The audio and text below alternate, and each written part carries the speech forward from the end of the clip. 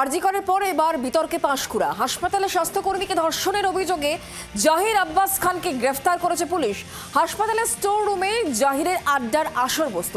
সকাল থেকে একেবারে রাত 11টা পর্যন্ত চলত জাহিরের এই আসর। রবিবার স্বাস্থ্যকর্মীকে ডেকে শারীরিক নির্যাতন চালায় জাহির।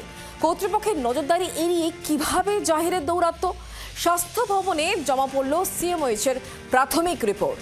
পাঁশকুড়া হাসপাতালের ঠিকাদার সংস্থাকে শোকজ করা হয়েছে।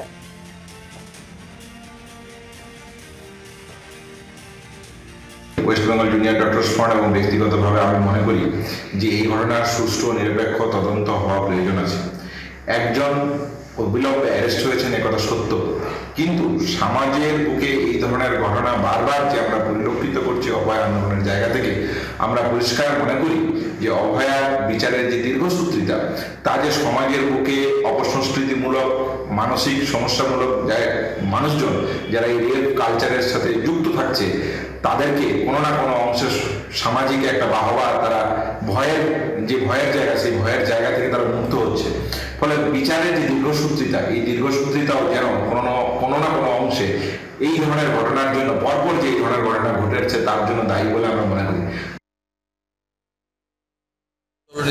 চেষ্টা করি পীড়িতদের পাশে থাকার, যদি তারা চান সেই চেষ্টার মধ্যে থাকবে। জানতে পারবেন আমাদের লোকজন ওখানে যোগাযোগ রেখেছে, আমার সঙ্গে কথা হয়েছে।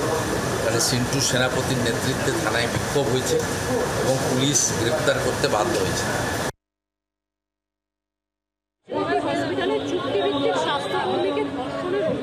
বলতে পারবো, কারণ নিশ্চয়ই পুলিশ প্রশাসন নিশ্চয়ই দেখবেন, কোনো খারাপ কিছু হলে অবশ্যই সেখানে কড়া ব্যবস্থা প্রশাসন নেবে।